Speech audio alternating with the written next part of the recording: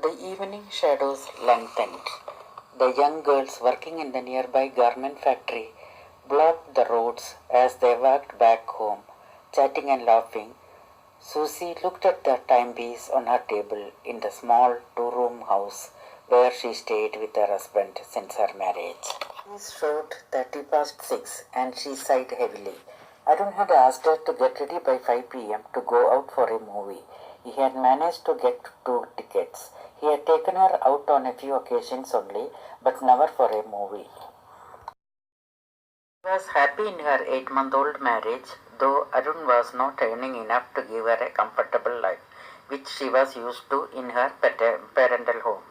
She had to fight very hard to become Arun's wife and leave everything behind, including her doting parents and her 2 younger brothers. Susie dialed Arun's office phone. He has already left the office early today around 5 p.m., answered the receptionist in her usual sweet tone. Susie put back the phone in the cradle and waited for his scooter sound. Suddenly, the phone rang. "Is it Mr. Arun's house?" asked a male voice at the other end. "Yes," replied Susie attentively. "But he's not here now. May I know who is speaking?" "Madam, I have a bad news for you." "Huh? What news?" "Mr. Arun had an accident and he is now in the hospital." Susie couldn't hear anything further. When she opened her eyes, she was on the bed and the neighbors were around her looking anxiously. 3 months later, Arun came out of the hospital when his injured limbs were healed, but the doctors couldn't restore his vision. By then, Susie had a 20-days-old baby in her hand and was desperately looking for a job. Susie had expected at least some help from her family at such a crucial situation, but they were least bothered about doing anything for their estranged daughter. Through some relatives' persuasion, her father decided to take her back, provided she went home alone, leaving her husband and the kid for good. But for Susie, it was out of her imagination. She had nothing more precious in the world than her love to her husband and their baby.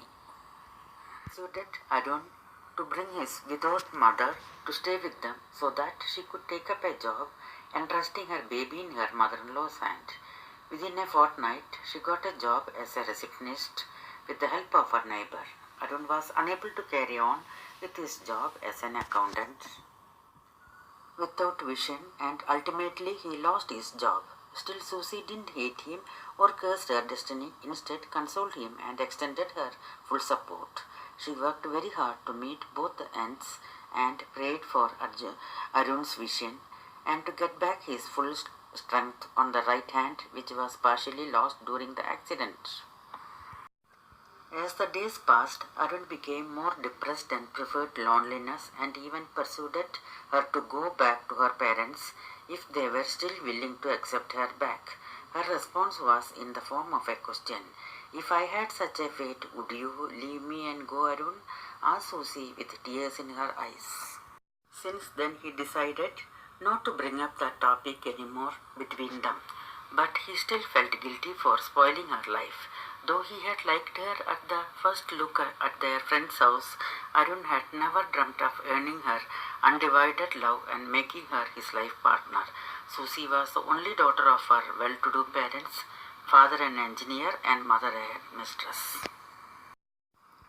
They had almost fixed a marriage proposal for their daughter with a doctor who worked abroad. But by then, Susie had no place in her mind for another man, since she had already liked the soft-spoken Arun and her portrait he painted for her. Against all his advices, she decided to lead a life with him and eloped with him from the college, leaving an apology note to her parents.